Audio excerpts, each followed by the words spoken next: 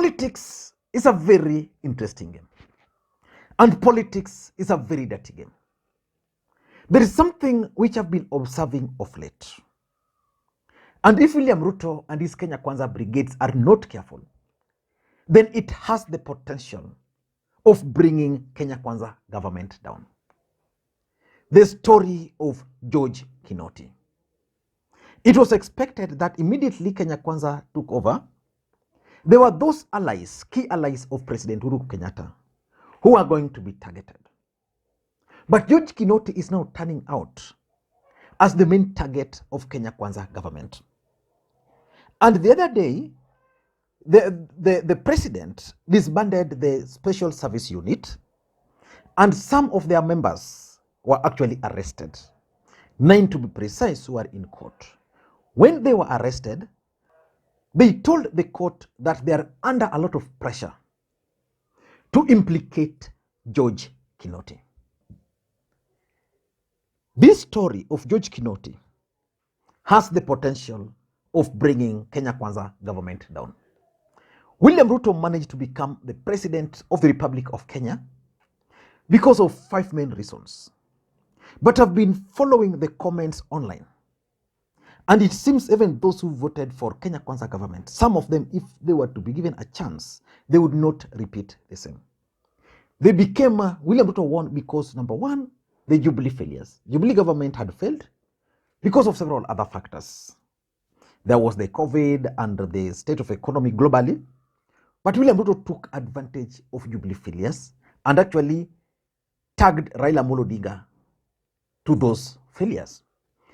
Number two, Kenya Kwanza and President William Ruto had a clear messaging. You could tell during campaigns what William Ruto stood for. For example, he told the hustler nation that immediately was going to be sworn in, the cost of living was going to go down. There are so many things he told them.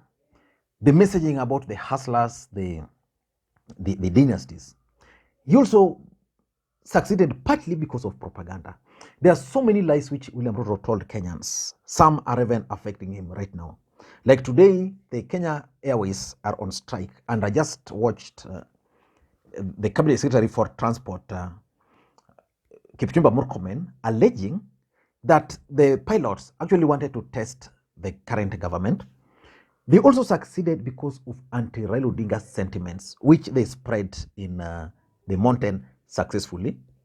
You could also claim that they planned with IBC. The end justified the means. So William Ruto became the president of the Republic of Kenya.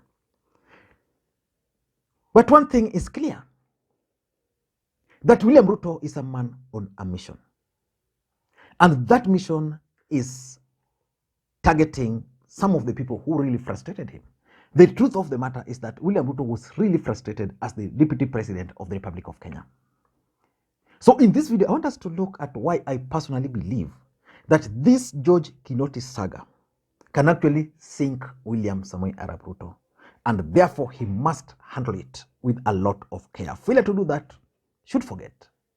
Before we do all those, in case you're watching this channel for the first time, I want you to take a second or two, click the subscribe button so that next time we produce a video like this, YouTube will automatically notify you. And to the subscribers, I want to continue thanking you guys for your continued support, because without that support, this channel cannot be where it is.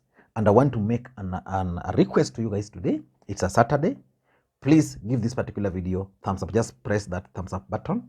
And if you can, also drop your comments. That's the best way you can support the channel. I know the last week, at least a few guys decided to send me coffee, and I appreciate. Some of you guys don't want their names to be mentioned, so I'm not going to mention names, but at least 6 individuals were gracious enough, and I'm really grateful. Now, let us get back to the main issue. Who is George Kinoti? George Kinoti is one of the highly respected DCIs in this country. He's highly respected. And he served as the Director General of the Criminal Investigation Department. When William Ruto took over, the first unit he disbanded was that of the DCI. There was a special unit which was created by Kinoti. That special unit was actually meant to deal with specific crimes. As fate would have it, it extended beyond their mandate, and a lot of people are actually blaming them for some of the bad things, the extrajudicial killings which were being witnessed in the country, the things which were happening in Yala, you know, turning itself into a political machine. But that was that. But why do I strongly believe that this particular George Kinoti saga can take William Ruto down? Number one, I tend to think that it's targeting President Uhuru Kenyatta indirectly. So basically what's happening is that why would William Ruto and his government target 9 officers? I'm just trying to get something here. The National Security Council. Why would they target the 9 officers? Those 9 officers did not just wake up to go and target the Indians. They must have received some order. And this order, where do you think they received the order from? Where do you think they received the order from? From their maybe commander. Assuming the commander or the boss was Kinoti. Do you think Kinoti would just issue this order?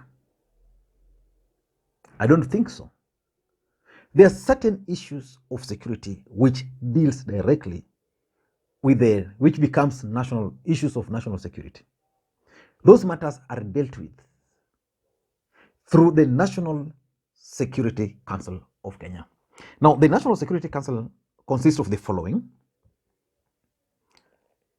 It consists of the president as the main guy. It consists of the deputy president. Remember, William Ruto was very clear that he was removed. He was never invited to some of these meetings. It consists of the cabinet secretary responsible for defense. It consists of the cabinet secretary responsible for foreign affairs. It consists of the cabinet secretary responsible for internal security. So that's why you can talk of Matiang'i now.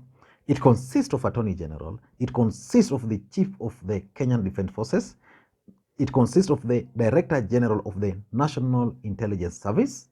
It consists of the Inspector General of the National Police Service. Now, all those people forms part of the National Security Council. So there is no way George Kinoti would just go and form a crack unit, and that crack unit is misbehaving without being discussed at this higher level. So for me, I think Ruto is basically, through these individuals, they're directly targeting President Uhuru Kenyatta and some members of his cabinet. And how can this bring him down? The truth of the matter is that there are those who voted against Raila Odinga and voted against Uhuru and voted for Ruto, especially from the mountain. If these people were given a chance today, they would not allow anybody to target Uhuru Kenyatta. So, the way this investigation will turn out, it will go to Kinoti. Kinoti will stalk, and ultimately the target will be narrowed down to the president. That would not be good politics for William Ruto. So that's number 2. This George Kinoti saga can actually be weaponized against William Ruto if not well handled. You know, William Ruto is a good politician. He can manage it. But if it's not well handled, because George Kinoti is highly regarded in the Meru community, I think it comes from Meru region, it's highly regarded. If you go further, you arrest 5 individuals, they implicate Kinoti, the next thing you'll do is you'll go for Kinoti. Maybe arrest him. That can be lethal. It can be weaponized against William Ruto. The truth of the matter is that immediately Kinoti was removed, someone else was brought on board. A gentleman who I think is going to serve the country with dedication, and maybe is going to supersede what Kinoti achieved. But the Meru region will feel that their man was sacrificed, because Kinoti even left office before his term came to an end. Number three, the questions about the independence of the police will also come up. Questions will be asked. Are these investigations really independent?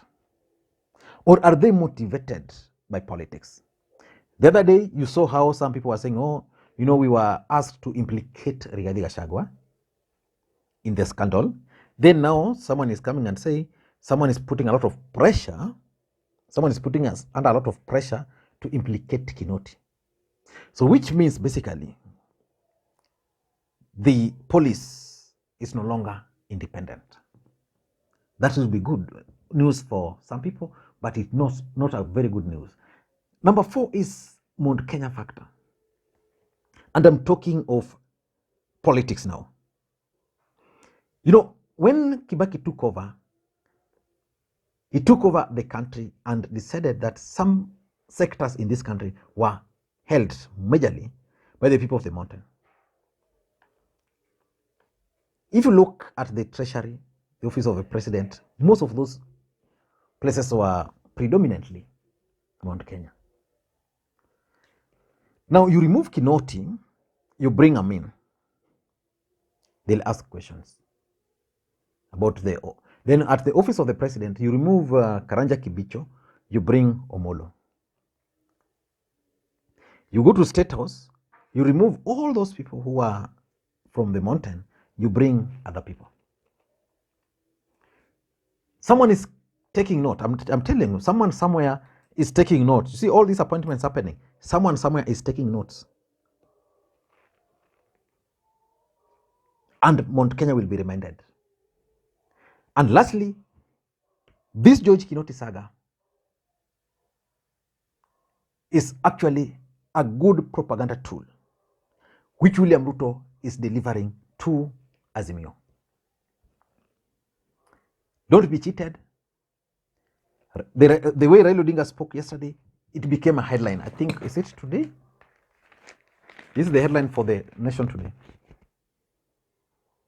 You can see the photo of Kinoti, you can see the photo of Ruto, and you can see the photo of Raila. Just because Raila Odinga spoke about it, and Kenya Kwanza responded. William Ruto would not wish at this point in time to be responding to Raila. But he's being forced, because if he wants to respond, Raila Odinga will continue. I don't know what you think, but that's my take. Bye-bye.